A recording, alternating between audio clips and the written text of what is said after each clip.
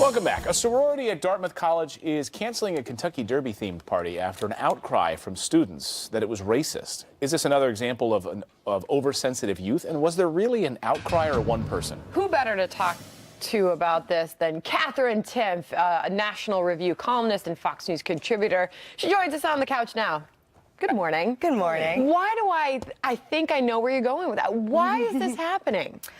Well, because a couple people were upset, so they had their feelings hurt. They said it made them feel like it was an environment or an atmosphere of Civil War South. Never mind the fact that the first Kentucky Derby was 10 years after the Civil War, so not only are they whiny and awful, they're also stupid. Huh, but and this is Dartmouth. is for smart kids, You're not supposed to be stupid. But yeah, couple of clowns. Really upset. Here's my question. Why didn't someone stand up and say, you know what, it's not racist. In fact, it has nothing to do with race at all. It's about horses. And we're not canceling it. Like, we're just not going to do that. Why does anyone ever say that? Well, there's this attitude now, and one student actually said this. I wrote about this. She said, if even one person is offended, then obviously we need to cancel it.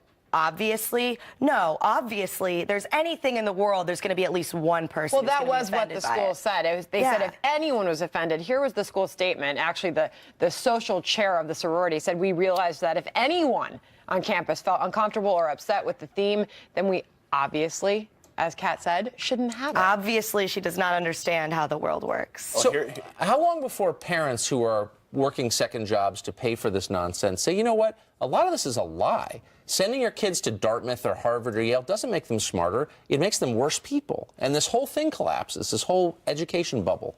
Yeah, that's exactly it. Because, you know, it's so expensive, and they come in, and they're probably a little more normal, and they come out saying, you know what, if anything's upsetting, obviously we need to cancel it, and it doesn't matter what's actually true or when the Kentucky Derby happened, because some people said their feelings were hurt. And this isn't just on campuses, it's spreading, it's everywhere. If someone says they're offensive, you know, that Gap ad, they pulled that, they apologized.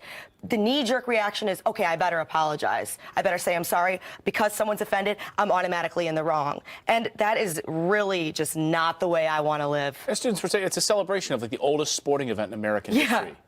You know? Yeah. We're going to see the same thing from the Indy 500 this year. When people want to do an Indy 500, the celebration of the 100th running of the Indy 500. All it has to take is someone saying, I feel like this is setting a racist environment. It just makes me feel that way. And everyone say, oh, whoa, I am so sorry. Is Let's cancel it. We've talked about this a little bit on the show, but is anyone even asking what is the question, what does it even mean to be racist? No, nobody's asking that question. It's all about who's offended.